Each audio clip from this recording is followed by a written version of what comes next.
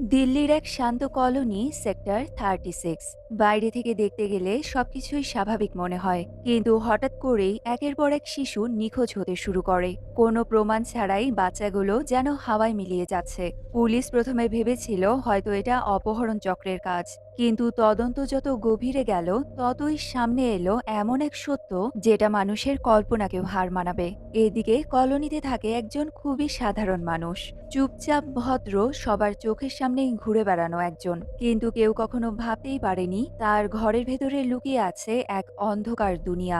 দরজা ভেঙে ভেতরে যা পাওয়া গেল সেটা শুধু একটা অপরাধ নয়, একটা দুঃস্বপ্ন। তো হ্যালো এভরিওয়ান, কেমন আছেন সবাই? আজ এক্সপ্লেন করব একটা সত্যি ঘটনা নিয়ে বানানো ক্রাইম থ্রিলার মুভি, যার নাম হচ্ছে সেক্টর 36। তাহলে শুরু করছি আজকের এক্সপ্লেনেশন। মুভির শুরুতেই আমরা প্রেম সিং নামের একজন লোককে দেখতে পাই। সে সোফায় উল্টো হয়ে শুয়ে টিভিতে কৌন বানেগা করোড়পতি দেখছে। প্রেম নিজেকে খুবই জ্ঞানী আর বুদ্ধিমান ভাবে, কারণ সে সব প্রশ্নের সঠিক উত্তর বলে দিতে পারে। তাই শোতে আসা প্রতিযোগীরা উত্তর দিতে না পারলে প্রেম তাদের ব্যঙ্গ করে গালাগালি করে। প্রেমকে দেখলে মনে হতে পারে সে নিজেও একজন কোটিপতি, কিন্তু সে আসলে বালবীর সিং নামের একজন লোকের বাড়িতে কেয়ারটেকার হিসেবে কাজ করে। বালবীর সিং অনেক ধনী একজন ব্যবসায়ী। সে বড় শহরে থাকে আর মাঝে মাঝে এই বাড়িতে বেড়াতে আসে। তাই বাকি সময়টায় প্রেমই বাড়ির দেখাশোনা করে, মানে সেই ফাঁকা বাড়িতে রাজার মতো থাকে। প্রেম যখন শো দেখছে তখন তার স্ত্রী তাকে কল করে। সে খুব সুন্দর করে তার স্ত্রীর সাথে কথা বলে। সে তাদের মেয়ের ভালোভাবে দেখাশোনা করার জন্য স্ত্রীকে বিভিন্ন উপদেশ দেয়। প্রেমের কথা শুনলেই মনে হবে সে একজন আদর্শ স্বামী ও খুবই ভালো একজন বাবা। ফোন রেখে সে প্রথমে টেপ রেকর্ডারে গান চালায়, এরপর বড় বড় কয়েকটা ছুরি ও চাপাতি বের করে। তবে এবার আমরা যা দেখতে যাচ্ছি তাতে আপনাদের মাথাই ঘুরে যাবে। ছুরিগুলো নিয়ে সে চলে আসে ছাদের উপরে থাকা একটা বাথরুমে। বাথরুমের ভেতরে সে স্কুল ড্রেস পরা একটা মেয়েকে মেরে ফেলে রেখেছে। এবার প্রেম চাপাতি দিয়ে মেয়েটার শরীর টুকরো টুকরো করে কাটতে শুরু করে। এটা করার সময় সে যেন অদ্ভুত এক পাশবিক আনন্দ পায়। তবে সে এখানেই ক্ষান্ত হয় না। শরীরের টুকরোগুলো কালো পলিথিনে ভরে শহরের বিভিন্ন জলাশয়ে ফেলে দেয়। তাহলেই বুঝুন প্রেম কত জঘন্য একটা সাইকোপ্যাথ। এইদিকে শহরে একের পর এক বাচ্চা নিখোঁজ হয়ে যাচ্ছে, কিন্তু পুলিশের এটা নিয়ে তেমন কোনো মাথা ব্যথাই নেই। প্রায় প্রতিদিনই কেউ না কেউ থানায় এসে বাচ্চা মিসিং এর কমপ্লেন করে, কিন্তু থানার এসআই রামচরণ পান্ডে দায়সারাভাবে একটা এফআইআর লিখে তাদের চলে যেতে বলে। এসআই রামচরণ পান্ডে অনেকটা কমেডি ক্যারেক্টারের মতো। সে পুলিশ অফিসার ঠিকই, কিন্তু তার মধ্যে কাজের প্রতি কোনো সিরিয়াসনেস নেই। কোনো রকমে জোড়াতালি দিয়ে কেস সলভ করে ফেললেই যেন সে বেঁচে যায়। তবে রামচরণ নিজের পরিবারের অনেক খেয়াল রাখে। সে তার স্ত্রী ও বাচ্চাদের খুবই ভালোবাসে, সব সময় স্ত্রীর কথা মেনে চলে। প্রতিদিন সকালে থানায় আসার আগে মেয়ে ঋতুকে স্কুলেও নামিয়ে দেয়। এরপর থানায় এসে সবার থেকে ঘুষ খাওয়া তার প্রতিদিনের কাজ। ঘুষ খাওয়াটাকে সে চাকরির একটা অংশ মনে করে, কিন্তু কাজের কাজ কিছুই করে না। এইদিকে দিনের পর দিন মিসিং হওয়া বাচ্চাদের সংখ্যা বেড়েই চলেছে। পাশের বস্তি থেকে প্রায় প্রতিদিনই অল্প বয়সী বাচ্চারা হারিয়ে যাচ্ছে। এরপর তাদের আর কোনো চিহ্নই পাওয়া যায় না। একদিন মণ্ডলবাবু নামের একজন লোক তার মেয়ে টুম্পার মিসিং রিপোর্ট লেখাতে থানায় আসে, কিন্তু রামচরণ তার রিপোর্ট নিতে চায় না, কারণ আগে থেকেই থানায় অনেকগুলো মিসিং রিপোর্ট জমা পড়ে আছে। সে বলে টুম্পার বয়সী মেয়েরা প্রেমজনিত কারণে নিজেরাই পালিয়ে যায়, তাদের খুঁজে আনলেও তারা আবার পালিয়ে যাবে। মণ্ডলবাবু বলে আজ তার মেয়ের জন্মদিন, কিন্তু মেয়েটা কোথায় আছে, কেমন আছে, এমনকি বেঁচে আছে কিনা সেটাও সে জানে না। এসব বলতে বলতেই মণ্ডলবাবু কান্নায় ভেঙে পড়ে। রামচরণ তাকে থামানোর জন্য ঘুষ নেওয়া টাকা থেকে কিছু টাকা মণ্ডলবাবুকে দিয়ে বাড়ি ফিরে যেতে বলে। সে মণ্ডলবাবুকে সান্ত্বনা দিয়ে বলে তারা নিশ্চয়ই টুম্পাকে খুঁজে বের করবে। মণ্ডলবাবু হতাশ হয়ে চলে যাওয়ার সময় বোর্ডে টুম্পার মিসিং লিফলেটটা লাগিয়ে রাখে। সেই বোর্ডে আগে থেকে অনেক বাচ্চার মিসিং লিফলেট লাগানো ছিল। তবে আমরা বুঝতে পারি টুম্পাই হলো সেই মেয়ে মুভির শুরুতেই যাকে প্রেম টুকরো টুকরো করে কেটে ফেলেছিল। কয়েকদিন পর বস্তির কয়েকটা বাচ্চা ছেলে ফাঁকা জায়গায় ক্রিকেট খেলছে। খেলতে গিয়ে বলটা পাশের ড্রেনে পড়ে গেলে তাদের মধ্যে আলী নামের একটা ছেলে বলটা আনতে চায়। তবে সে ড্রেনের সামনে যেতেই দেখে সেখানে অদ্ভুত আকৃতির কিছু ভেসে আছে। আলী সেটা উপরে তুলতেই দেখা যায় কালো পলিথিনের ভেতরে মানুষের কাটা হাত। হাতটা পচে কঙ্কাল হয়ে গেছে। খবরটা ছড়িয়ে পড়তেই সেখানে মানুষের ভিড় জমে যায়, কিন্তু রামচরণ এসে সবাইকে বোঝায় এটা কোনো মানুষের হাত নয়, এটা একটা বানরের হাত। হাতটা নিশ্চয়ই পাশের শহর থেকে ড্রেনে ভেসে এসেছে। আসলে সে কোনো ঝামেলা বাড়াতে চাইছিল না, তাই মানুষদের বানরের কথা বলে বিষয়টা ধামাচাপা দিতে চাইছে। এমনকি সে আলীকে কিছু টাকা দিয়ে সবার সামনে তার খুব প্রশংসাও করে। এইদিকে দেখা যায় ড্রেনের পাশেই বালবীর সিং এর বাড়ি। বাড়ির ভেতর থেকে ভাঙা জানালা দিয়ে প্রেম এক দৃষ্টিতে আলীকে দেখছে। আলীকে দেখেই সে খুব খুশি হয়ে যায়। তার মানে আলী হবে তার পরবর্তী শিকার। সেদিন রাতে আলী পরিবারের সাথে বসে টিভি দেখছিল। আলীর বাবা একজন সিকিউরিটি গার্ড। সে ডিউটি থেকে ফেরার সময় ডিম আনতে ভুলে গেছে। তাই আলীর মা আলীকে টাকা দিয়ে ডিম আনতে পাঠায়। তখন প্রায় বেশ রাত হয়ে গেছে। রাস্তায় কোনো মানুষকেই দেখা যাচ্ছে না। তখনই দেখা যায় প্রেম কালো চাদরে ঢেকে গুটিসুটি মেরে একটা কোনায় বসে আছে। সে আলীকে ডেকে তাকে চকলেটের লোভ দেখায়। আলী তার কাছে যেতেই প্রেম তার মুখ চেপে ধরে আলীকে কিডন্যাপ করে। প্রেম আলীকে বাড়িতে এনে বিছানার সাথে দু হাত বেঁধে রাখে। প্রেম অদ্ভুতভাবে আয়নার সামনে দাঁড়িয়ে ডান্স করছে। এটা দেখে আলী বেশ ভয় পেয়ে যায়। সে প্রেমকে বলে, তুমি আমাকে ছেড়ে দাও, না হলে আমার বাবা তোমাকে বন্দুক দিয়ে গুলি করবে। এটা শুনে প্রেম গিয়ে আলীর সামনে বসে। প্রেম তাকে ভয় দেখিয়ে বলে, তুই কি আমাকে ধমকি দিচ্ছিস নাকি? খুব তো বড় বড় ডায়লগ মারছিস। এরপর সে আলীকে পাশের একটা দেয়ালে ধাক্কা মারে। এতে তো আলী আরো বেশি ভয় পেয়ে যায়। এখানেই আলীর সাথে কথা বলতে বলতে প্রেমের তার ছোটবেলার কথা মনে পড়ে। প্রেমের ছোটবেলাটা অনেক কষ্টকর ছিল। ছোটবেলাতেই তার মা বাবা মারা যাওয়ার পর সে মামার সাথে থাকতো। তার মামা ছিল একজন মাংস বিক্রেতা, তবে সে চরিত্রের দিক দিয়েও কোনো কসাইয়ের থেকে কম ছিল না। সে প্রেমকে দোকানেই বেঁধে রেখে তাকে শারীরিক নির্যাতন করত। এভাবেই দিনের পর দিন সে প্রেমের উপর অকথ্য অত্যাচার করত। তবে একদিন আর সহ্য করতে না পেরে প্রেম চাপাতি দিয়ে তার মামাকে কোপাতে থাকে। সেদিন তার মামাকে মেরে প্রেম খুবই আনন্দ পেয়েছিল। সেদিনের পর থেকেই মানুষ মারা যেন তার কাছে একটা নেশার মতো হয়ে যায়। মানুষের শরীর টুকরো টুকরো করে কাটতে পারলে সে একরকম পৈশাচিক আনন্দ পায়। প্রেম আলীকেও মেরে তার শরীর টুকরো টুকরো করে কেটে ফেলে। এরপর সে খুব স্বাভাবিকভাবেই রান্না করতে থাকে। তখনই তার কাছে ছোটেলাল নামের হসপিটালের একজন কম্পাউন্ডারের কল আসে। প্রেম ছোটেলালের কাছে বাচ্চাদের শরীরের বিভিন্ন অংশ যেমন কিডনি, হার্ট, চোখ এসব বিক্রি করত। আজও সে ছোটেলালের কল পেয়ে ফ্রিজ থেকে একটা বক্স বের করে। সেই সময় ছোটেলাল বাড়ির সামনেই অপেক্ষা করছিল। প্রেম বক্সটা নিয়ে বাইরে এসে সেটা ছোটেলালের হাতে দিয়ে দেয়। ছোটেলাল চলে যাওয়ার পর প্রেম ছাদে এসে ছাদটা ভালোভাবে পরিষ্কার করে। এরপর সে বাথরুমে গিয়ে জল ঢেলে রক্ত পরিষ্কার করে। তার মানে প্রেম আলীকে মেরে তার শরীরের কোনো অংশ ছোটেলালের কাছে বিক্রি করেছে।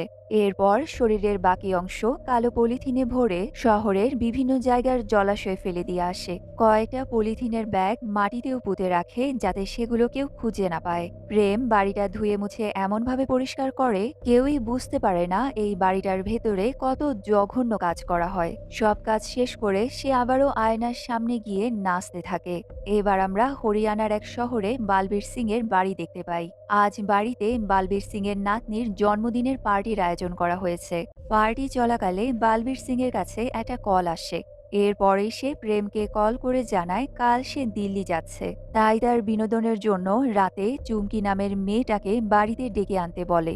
চুমকি ছিল একটা গরিব বাঙালি মেয়ে। টাকার অভাবে তার বাবা নিজের মেয়েকে দেহ ব্যবসা করতে বাধ্য করে। চুমকির বাবা হরি তার এজেন্ট হিসেবে কাজ করে। সেই সময় দুর্গাপূজার উৎসব চলছিল। ষষ্ঠীর দিন চুমকি তার মা বাবার সাথে পূজা মণ্ডপে যায়। মণ্ডপে যখন ধুনুচি নাচ চলছিল তখনই চুমকির ফোনে একটা কল আসে। এরপরে চুমকি পূজা মণ্ডপ থেকে একেবারে গায়েব হয়ে যায়। এদিকে বাড়িতে প্রেম আয়নার সামনে দাঁড়িয়ে ঢাকের তালে তালে ধুনুচি নাচ করছে। সে নাচতে নাচতে সেই বাচ্চাদের চেহারাগুলোর কথাও মনে করে যাদেরকে সে এতদিন নির্মমভাবে খুন করেছে। এরপর সে প্ল্যান করে তার পরবর্তী শিকারকে সে কিভাবে ধরবে। এভাবেই দেখতে দেখতে 4 দিন পার হয়ে দশমীর দিন চলে আসে। রামচরণ স্ত্রী ও ছেলেমেয়েদের নিয়ে পাশের পূজা মণ্ডপে এসেছে। রামচরণ আজ পূজা মণ্ডপের যাত্রাপালায় রাবণ সেজে অভিনয় করবে। তাই সে স্ত্রী ও ছেলে মেয়েদের মণ্ডপে বসিয়ে রেখেই রাবণের মেকআপ করার জন্য ভেতরে চলে যায়। এদিকে তখন প্রেম ও রাবণের মুখোশ পরে পূজা মণ্ডপের মেলায় এসেছে। সে আজ রাতেই একটা বাচ্চাকে তাকে স্বীকার করবে। তাকে সাহায্য করার জন্য ছোটে লালও একটা অ্যাম্বুলেন্স নিয়ে এসে বাইরেই অপেক্ষা করছে। প্রেম মেলায় ঘুরে ঘুরে তার শিকার খুঁজতে থাকে। এদিকে সাজঘরে রামচরণ যখন রেডি হচ্ছিল তখনই হরি এসে রামচরণকে বলে আজ 4 দিন হলো তার মেয়ে চুমকিকে কোথাও খুঁজে পাওয়া যাচ্ছে না। কিন্তু রামচরণ বরাবরের মতোই কোনো মিসিং রিপোর্ট নিতে চাচ্ছে না। হরি বারবার বলতে থাকে বালবীর সিংই তার মেয়েকে গায়েব করেছে। এতেও রামচরণ তার কথায় কোনো পাত্তা দিচ্ছে না দেখে হরি এবার চিৎকার চেঁচামেচি শুরু করে। এবার রামচরণ হরির ওপর খুবই রেগে যায়। সে হরিকে ধমক দিয়ে সেখান থেকে চুপচাপ চলে যেতে বলে। রামচরণ জানায় এই এলাকায় প্রায় 1.5 লাখের মতো মানুষ আছে, কিন্তু পুলিশ আছে মাত্র 3 জন। তাই 3 জন পুলিশ কিভাবে এতগুলো মানুষের দায়িত্ব নেবে? এবার রামচরণ তার সব রাগ হরির উপরে ছাড়ে। হরিও কাতে কাতে বলে আমার মেয়ে হারিয়ে গেছে দেখে তোমার কোনো গায়ে লাগছে না, তাই না? যেদিন তোমার নিজের মেয়ে বিপদে পড়বে সেদিনই তুমি আমার কষ্টটা বুঝতে পারবে। এই কথা শুনে রামচরণ তো আরো বেশি রেগে যায়। সে চিৎকার করে বলে তুমি তোমার মেয়ের সাথে আমার মেয়ের কিভাবে তুলনা করলে? এটা বলেই সে ধাক্কা দিয়ে হরিকে সেখান থেকে বের করে দেয়। এরপর যাত্রাপালা শেষ হওয়ার পর রামচরণ তার স্ত্রীর কাছে আসে, কিন্তু তারা কোথাও তাদের মেয়ে ঋতুকে খুঁজে পাচ্ছে না। তারা পূজা মণ্ডপের আশেপাশে খুঁজেও কোথাও ঋতুকে দেখতে পাচ্ছে না। এবার রামচরণ মনে মনে বেশ ভয় পেয়ে যায়। সে মেলার জায়গায় গিয়ে কিছুক্ষণ খুঁজতেই খেয়াল করে একটা মুখোশ পরা লোক তার মেয়েকে কোলে করে নিয়ে যাচ্ছে। রামচরণ সাথে সাথে সেই লোকটার পিছু করতে শুরু করে। এইদিকে প্রেম ঋতুকে কোলে নিয়ে দৌড়তে থাকে, তবে সে বুঝতে পারে এভাবে বাচ্চাটাকে কোলে নিয়ে সে বেশি দূর যেতে পারবে না। তাই সে ঋতুকে সেখানেই ফেলে রেখে পালিয়ে যায়। ঋতু ততক্ষণে অজ্ঞান হয়ে পড়েছে। এইদিকে রামচরণ মুখোশ পরা সেই লোকটার পেছনে দৌড়তেই থাকে। অনেকক্ষণ দৌড়ানোর পর সে হাঁপিয়ে গিয়ে মাটিতে বসে পড়ে। তখনই তার নজর পড়ে পাশের দেয়ালের ওপর, যেখানে অনেকগুলো বাচ্চার মিসিং লিফলেট লাগানো আছে। লিফলেটগুলো দেখে এবার রামচরণ ভয়ে আঁতকে ওঠে। সে এবার বুঝতে পারছে বাচ্চাগুলোর মা বাবা যখন মিসিং রিপোর্ট লেখাতে এসেছিল তখন তাদের কেমন কষ্ট হয়েছিল। আর আজ যখন রামচরণের নিজের মেয়ের বিপদ হয়েছে তখনই সে সেই সব মা বাবাদের যন্ত্রণাটা অনুভব করতে পারছে। রামচরণ এবার বুঝতে পারে সে বাচ্চাদের মিসিং কেসগুলোকে গুরুত্ব না দিয়ে কত বড় ভুল করেছে। এদিকে প্রেম দৌড়তে দৌড়তে বাড়ি ফিরে আসে। সে প্রচন্ড ভয় পেয়ে গেছে। তার মনে হচ্ছে পুলিশ যে কোনো সময়েই তার পিছু করে করে এই বাড়িতে চলে আসবে। তাই সে বাড়ি ফিরেই পালিয়ে যাওয়ার জন্য সব রকমের প্রস্তুতি নিয়ে রাখে। সে তার স্ত্রীকে ফোন করে বলে সে বাড়িতে কয়েকটা জিনিস পাঠাচ্ছে, তার স্ত্রী যেন সেগুলো যত্ন করে রাখে। প্রেম তাড়াতাড়ি কয়েকটা সিডি ক্যাসেট বের করে সেগুলো প্যাক করতে থাকে। সে যেভাবে ক্যাসেটগুলো লুকানোর চেষ্টা করছে এটা থেকে বোঝা যাচ্ছে সেই ক্যাসেটগুলোতে নিশ্চয়ই কোনো গুরুত্বপূর্ণ তথ্য আছে। এদিকে হসপিটালে ঋতুর জ্ঞান ফিরে আসে, কিন্তু রামচরণের স্ত্রী তাকে ঋতুর কাছে যেতে দেয় না। রামচরণের স্ত্রী বলে তুমি যদি সত্যি তোমার মেয়েকে ভালোবাসো তাহলে আগে ওই কিডন্যাপারকে ধরে দেখাও। এই কথা শুনে রামচরণ মনে মনে অনেক কষ্ট পায়। তাই সে ঠিক করে যে করেই হোক সে সব বাচ্চাদের মিসিং কেসগুলোকে সলভ করবে। সে তখনই হরির বাড়িতে গিয়ে বলে হরি যেন কাল সকালেই তার সাথে থানায় গিয়ে দেখা করে। এদিকে পরের দিন সকালে 2 জন মাস্ক পরা লোক বাইকে করে এসে ধনী পরিবারের একটা বাচ্চাকে তার মায়ের চোখের সামনে থেকেই কিডন্যাপ করে নিয়ে যায়। কিডন্যাপ হওয়া ছোট বাচ্চাটার নাম হলো ভিভান। দিনে দুপুরে সবার সামনেই এমন কিডন্যাপিং এর ঘটনা ঘটায়। এবার এটা নিয়েই পুরো শহরে তোলপাড় শুরু হয়। মিডিয়ার লোকেরা এসে ভিভানকে খুঁজে বের করার জন্য পুলিশের উপর অনেক চাপ দিতে থাকে। কমিশনার রাস্তোগি মিডিয়াকে সামাল দিতে একেবারে হিমশিম খাচ্ছে। এদিকে রামচরণ নিজেই হরির মেয়ে চুমকির মিসিং রিপোর্ট লিখে নেয়। এরপর সে তদন্ত করার জন্য বালবীর সিং এর সেই বাড়িটায় আসে। বালবীর সিং তখন টিভির সামনে বসে ব্রেকফাস্ট করছিল। প্রেম দরজা খুলে রামচরণকে দেখে মনে মনে বেশ ভয় পেয়ে যায়, তবে সে বাইরে কাউকে কিছুই বুঝতে দিচ্ছে না। রামচরণ দেখে বালবীর সিং তখন টিভিতে ভিভানের মিসিং হওয়ার নিউজ দেখছে। পুলিশ দেখে বালবীর সিং প্রথমেই কথায় কথায় রামচরণকে জানিয়ে দেয় পুলিশের বড় বড় ডিআইজি কমিশনারদের সাথে তার খুব ভালো সম্পর্ক। এমনকি রামচরণের বস কমিশনার রাস্তোগিও তার খুব ভালো বন্ধু। রামচরণ একটু পানি খেয়ে এবার বালবীর সিংকে চুমকির ব্যাপারে জিজ্ঞেস করে, তবে বালবীর সিং জানায় সে চুমকির ব্যাপারে কিছুই জানে না। তখনই হরি চিৎকার করতে করতে ঘরের ভেতরে ঢুকে পড়ে। সে বারবার করে বলে বালবীর সিংই তার মেয়ে চুমকিকে গায়েব করেছে।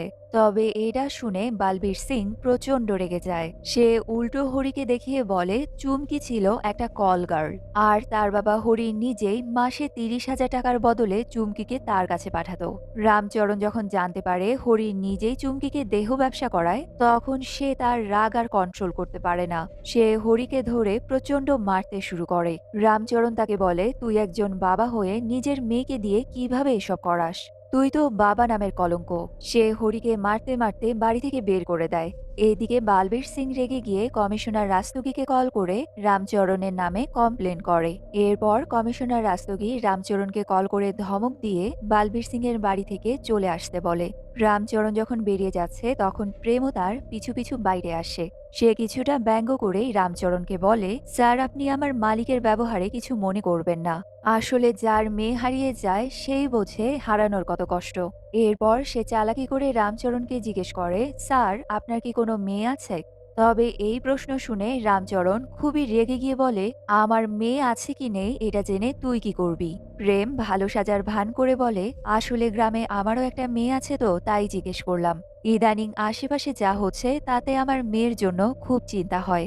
আপনি আপনার মেয়েটাকে একটু দেখে শুনে রাখবেন, স্যার। তবে রামচরণ প্রেমের কথায় খুব একটা পাত্তা না দিয়ে সেখান থেকে চলে আসে। এবার সে সরাসরি কমিশনার রাস্তগীর অফিসে আসে। সে সেই রিকশাওয়ালার লোকেশন ট্র্যাক করতে এসেছিল, যেই রিকশায় চুমকি শেষবারের মতো উঠেছিল। তবে অফিসে ঢুকতেই তার কমিশনার রাস্তগীর সাথে দেখা হয়ে যায়। রাস্তগী সবার সামনে রামচরণকে খুব অপমান করে।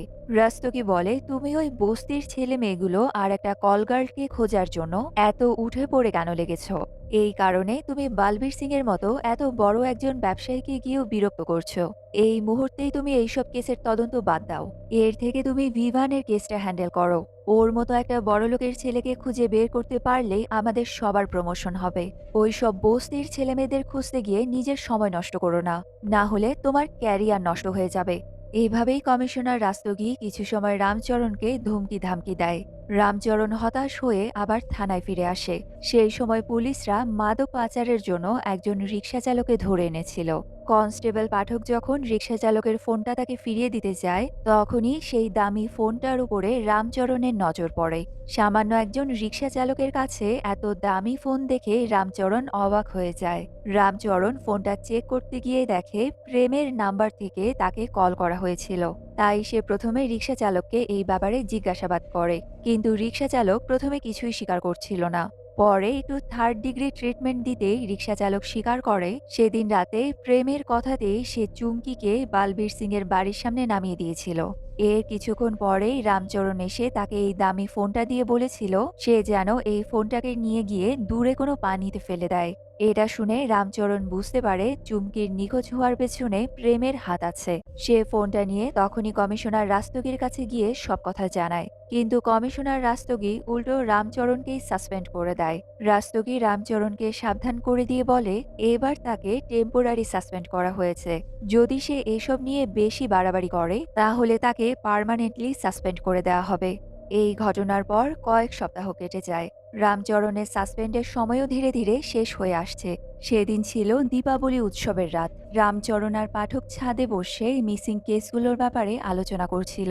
রামচরণের মেয়েকে যে দশমীর দিন কিডন্যাপ করার চেষ্টা করা হয়েছিল সেই কথা মনে পড়তেই রামচরণের মন খারাপ হয়ে যায়। তখনই তারা রাস্তায় ছোটেলালকে দেখতে পায়। পাঠক রামচরণকে বলে, স্যার, আপনার কিন্তু ছোটেলালকে ধন্যবাদ জানানো উচিত। সেদিন সে মেলায় অ্যাম্বুলেন্স নিয়ে গিয়েছিল বলেই ঋতুকে তাড়াতাড়ি হসপিটালে পাঠানো গেছে। তবে এই কথা শুনে রামচরণের মনে একটু সন্দেহ হয়। তার মনে পড়ে সেদিন ঋতুকে কিডন্যাপ করার আগেই ছোটেলালের অ্যাম্বুলেন্স আগে থেকেই স্টার্ট করা ছিল। হতে পারে ছোটেলাল কিডন্যাপারের সাথে জড়িত আছে। তাই রামচরণ আর পাঠক চালাকি করে ছোটেলালকে হসপিটাল থেকে তুলে নিয়ে আসে। তারা ছোটেলালকে একটা পুরনো বিল্ডিংয়ে আটকে রেখে টর্চার করতে থাকে। প্রথমে ছোটেলাল কিছুই স্বীকার করতে চাইছিল না, কিন্তু অতিরিক্ত মার খাওয়ার কারণেই সে শেষ পর্যন্ত সব সত্যি কথা স্বীকার করে। সে জানায় সে প্রেমকে কিডন্যাপিং এর কাজে সাহায্য করত। এবার রামচরণ প্রেমের বিরুদ্ধে একটা শক্ত প্রমাণ পেয়ে গেছে। এদিকে জানা যায় কনস্টেবল রাস্তগী ভিভানের কিডন্যাপিং এর কেসটা সলভ করে ফেলেছে। তারা ভিভানকে খুঁজে বের করে তার মা বাবার কাছে ফিরিয়ে দিয়েছে। তাই কমিশনার রাস্তগীর প্রমোশন হয়ে সে ট্রান্সফার নিয়ে অন্য জায়গায় চলে গেছে।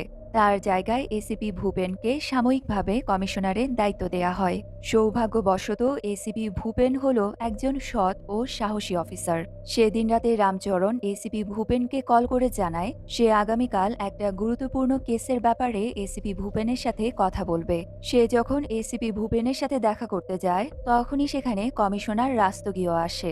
রাস্তগী রামচরণের হাতের ফাইলগুলো দেখে বুঝতে পারে সে এখনও ওই কিডন্যাপিং এর কেসগুলো নিয়েই কাজ করছে। তাই সে চলে যাওয়ার আগে বালবীর সিংকে কল করে সাবধান করে দেয়। এটা শুনেই বালবীর সিংয়ের গুন্ডারা ছোটেলালকে খুঁজে বের করে ভাঙা বিল্ডিং থেকে সরিয়ে ফেলে। তাই রামচরণ যখন এসিপি ভূপেনকে নিয়ে সেখানে আসে তারা কোথাও ছোটেলালকে খুঁজে পায় না। রামচরণ পাঠককে ছোটেলালের উপর নজর রাখার জন্য রেখে গিয়েছিল। তবে পাঠক জানায় সে সকালে নাস্তা করার জন্য যখন বাইরে গিয়েছিল তখনই হয়তো কেউ এসে ছোটেলালকে নিয়ে গেছে। এই কথা শুনে রামচরণ অনেক রেগে গেলেও এসিপি ভূপেন তাকে শান্ত হতে বলে। এসিপি ভূপেন জানায় ছোটেলাল ও রিকশা চালকের আগের জবানবন্দির ভিত্তিতেই তারা প্রেমকে গ্রেপ্তার করতে পারবে। এসিপির কথা শুনে রামচরণ কিছুটা নিশ্চিন্ত হয়। তারা সেদিনই প্রেমকে থানায় ধরে আনে। তবে অ্যারেস্ট হওয়ার পরেও প্রেম খুবই স্বাভাবিক আচরণ করছে। তার মধ্যে ভয়ের লেশমাত্র নেই। এমনকি সে থানায় বসে কনবানেগা কারোরপতি দেখার জন্য জেদ করতে থাকে। মানে তাকে যে থানায় ধরে আনা হয়েছে এটা নিয়ে তার বিন্দু মাত্র টেনশন নেই। কিছুক্ষণ পর রামচরণ আর এসিপি ভূপেন তাকে জিজ্ঞাসাবাদ করতে আসে। রামচরণকে দেখে প্রেম সোজা তার পা জড়িয়ে ধরে। সে বলে, দশমীর দিন আমি আপনার মেয়েকে কিডন্যাপ করার চেষ্টা করেছিলাম, কিন্তু বিশ্বাস করুন স্যার, ওটা যে আপনার মেয়ে ছিল সেটা আমি আগে জানতাম না। এরপর থেকে কিডন্যাপ করার সময় আমি খুব সাবধানে করব। প্রেমের এমন কথা শুনে রামচরণ আর এসিপি ভূপেন তো একেবারেই অবাক হয়ে যায়। মানে সে যে এত বড় বড় অপরাধ করেছে কিন্তু প্রেমের মধ্যে তার বিন্দু মাত্র অনুশোচনা নেই। সে এমনভাবে কিডন্যাপিং এর কথাগুলো বলছে যেন এটা খুবই স্বাভাবিক কাজ। প্রেম রামচরণকে রিকোয়েস্ট করে তাকে যেন তাড়াতাড়ি ছেড়ে দেওয়া হয়, কারণ সে বাড়িতে গিয়ে কন বানেগা কারোরপতি দেখবে। সে বারবার রামচরণের হাতে থাকা ঘড়িতে সময় দেখছিল। প্রেমের এমন অবস্থা দেখে এবার রামচরণ একটা চালাকি করে। সে বলে, যদি তুমি আমাদের প্রশ্নের সঠিক উত্তর দাও তাহলে তোমাকে তাড়াতাড়ি ছেড়ে দেব। প্রেমও রামচরণের কথা শুনে সাথে সাথেই রাজি হয়ে যায়। রামচরণ জিজ্ঞেস করে, চুমকি কোথায়? প্রেম খুব স্বাভাবিকভাবেই বলে, চুমকি তো বেঁচে নেই, তাকে মেরে টুকরো টুকরো করে কেটে ফেলেছি। আসলে প্রেম চুমকিকে পছন্দ করত। সে চুমকিকে প্রেমের প্রস্তাব দিলে চুমকি তাকে মানা করে দেয়। এমনকি চুমকি প্রেমকে চাকর বলে অপমান করেছিল। তাই সে রাগে প্রথমে চুমকিকে বালিশ চাপা দিয়ে মেরে ফেলেছে। এরপর চুমকির পুরো শরীর টুকরো টুকরো করে কেটে ফেলে শহরের বিভিন্ন জায়গায় ছড়িয়ে দিয়েছে। প্রেমের মুখে এমন গা হিম করা খুনের কাহিনী শুনে রামচরণ ও এসিপি ভূপেনের যেন মাথায় আকাশ ভেঙে পড়ে। তবে এবার প্রেম এমন একটা কথা জানায় যেটা শুনলে আপনাদেরও গা ছমছম করে উঠবে। সে জানায় ছোটবেলায় তার মামাকে খুন করার পর সে তার মামার মাংস রান্না করে খেয়েছিল। তার মানুষের মাংস এতই ভালো লেগেছিল যে মাংসের লোভে সে এরপর এক এক করে প্রায় ৩৬ জন বাচ্চাকে খুন করেছে। মানুষের মাংস খাওয়া তার কাছে একটা নেশার মতো। প্রেম আরো বলে, এই গরিবের বাচ্চাগুলো হলো নর্দমার কীটের মতো। এদের না আছে কোনো বর্তমান, না আছে ভবিষ্যৎ। তাই বস্তির বাচ্চাগুলোকে খুন করে সে নাকি সমাজ পরিষ্কার করছে। এই গরিবের বাচ্চাগুলোর জন্যই নাকি সমাজ নোংরা হয়ে থাকতো।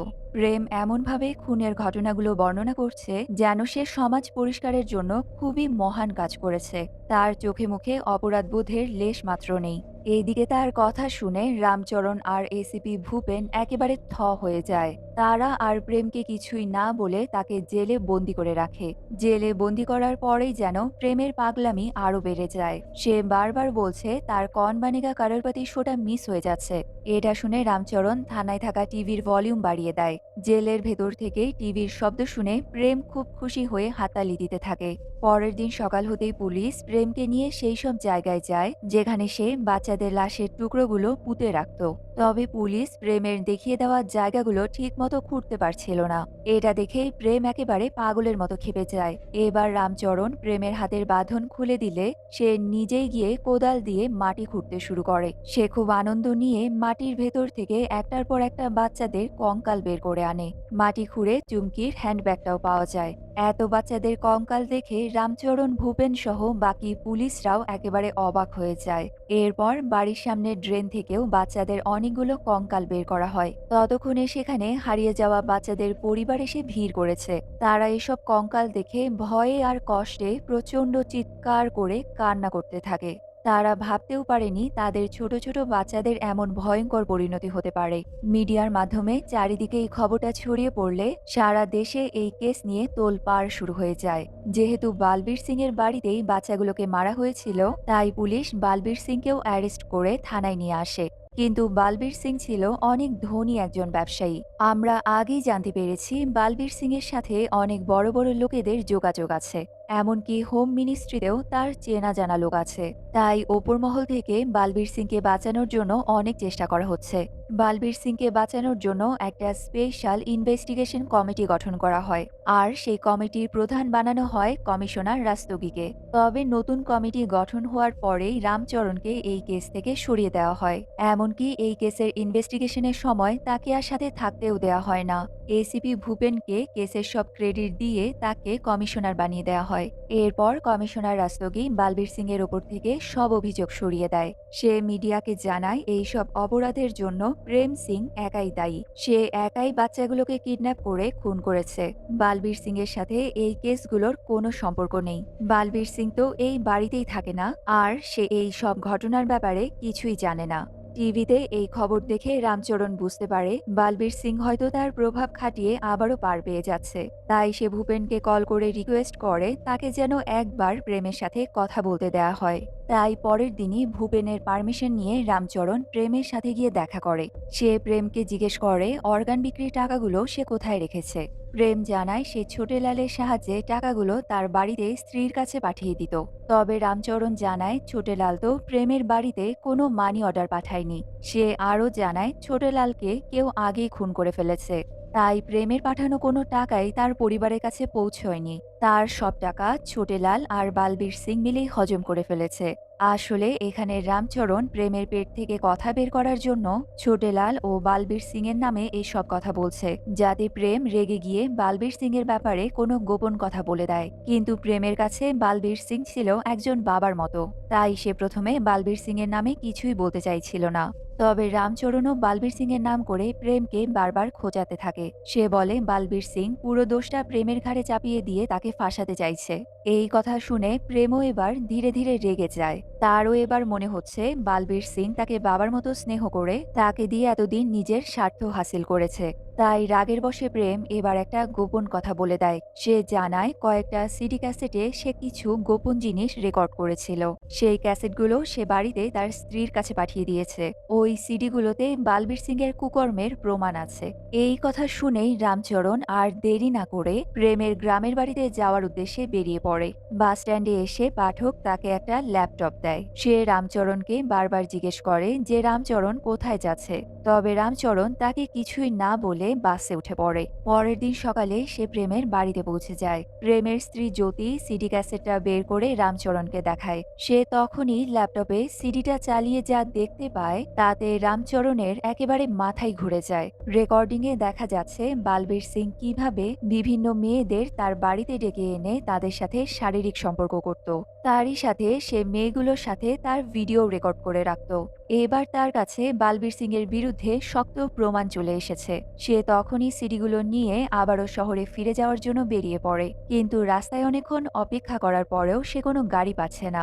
অনেক সময় পরে একটা কালো গাড়ি আসতে দেখে রামচরণ লিফট চেয়ে গাড়িটা থামায়। গাড়ির লোকগুলো এক কথাতেই রামচরণকে লিফট দেওয়ার জন্য রাজি হয়। তবে এবার জানা যায় গাড়ির লোকগুলো আসলে বালবীর সিং এর গুন্ডা। তারা জেনে শুনেই এখানে রামচরণকে ধরতে এসেছে। গুন্ডারা তাকে পেছন থেকে ধরে গলা কেটে রামচরণকে সেখানেই খুন করে। এরপর সিডিটা ভেঙে রাস্তায় ফেলে দেয়। তার মানে বালবীর সিং এর বিরুদ্ধে পাওয়া একমাত্র প্রমাণটাও নষ্ট হয়ে গেছে। এদিকে এই ঘটনার পর দেখতে দেখতে ৬ মাস কেটে যায়। কোর্টে বালবীর সিং এর বিরুদ্ধে কোনো প্রমাণ দেখাতে না পারায় বালবীর সিংকে সসম্মানে মুক্তি দেয়া হয়। আর প্রেম তার সব অপরাধ নিজের মুখে স্বীকার করায় তাকে ফাঁসির শাস্তি দেয়া হয়। এরপর আরো কয়েক মাস পার হয়ে গেছে। কনস্টেবল পাঠক এখন থানার নতুন এসআই হয়েছে। তবে এবার জানা যায় আরেকটা ভয়ঙ্কর তথ্য। রামচরণ যখন প্রেমের গ্রামে যাওয়ার জন্য রওনা দিয়েছিল, তখন কনস্টেবল পাঠকই বালবীর সিংকে এই কথাটা জানিয়ে দিয়েছিল। তার মানে পাঠক রামচরণের সাথে এতদিন কাজ করার পরেও টাকা আর প্রমোশনের লোভে সে নিজের বন্ধুর মতো বসকেই ধোঁকা দিয়েছে। রামচরণকে খুন করার পর তার শরীরকেও টুকরো টুকরো করে কেটে একটা পরিত্যক্ত জায়গায় নিয়ে গিয়ে আগুনে জ্বালিয়ে দেয়া হয়, যাতে কেউ আর কোনোদিনও রামচরণের চিহ্ন খুঁজে না পায়। এদিকে দেখা যায় থানার সেই বোর্ডে এবার রামচরণেরও মিসিং লিফলেট লাগানো হয়েছে। এরপর দেখা যায় সেই থানারই বিশু নামের একজন সৎ কনস্টেবল নিজেই ভেতরে ভেতরে এই কেসটার তদন্ত চালিয়ে যাচ্ছে। একদিন সকালে বিশু যখন খবরের কাগজ পড়ছিল, তখনই তার বাড়িতে একটা বেনামি পার্সেল আসে। সে পার্সেলটা খুলতেই ভেতরে একটা সিডি ক্যাসেট দেখতে পায়। আসলে এটা হলো সেই সিডিরই একটা কপি, যেই সিডিটা প্রেম তার স্ত্রীর কাছে পাঠিয়েছিল। তার মানে বালবীর সিং এর বিরুদ্ধে সব প্রমাণ এখনো নষ্ট হয়ে যায়নি। কেউ না কেউ আত্মগোপনে থেকে বালবীর সিং এর সব কুকর্ম ফাঁস করতে চাইছে। আর এটা দেখিয়েই এই মুভিটা এখানেই শেষ হয়ে যায়।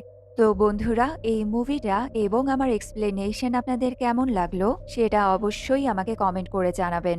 আমি কিন্তু সব সময় আপনাদের কমেন্টের অপেক্ষায় থাকি। তাই ভালো বা খারাপ আপনাদের যেটাই মনে হোক না কেন সেটাই আমাকে কমেন্ট বক্সে লিখে জানাবেন, যাতে আমি আপনাদের মতামত জানতে পেরে আমার ভিডিওগুলোকে আরো ভালোভাবে তৈরি করতে পারি। তাহলে আজ এই পর্যন্তই থাকলো।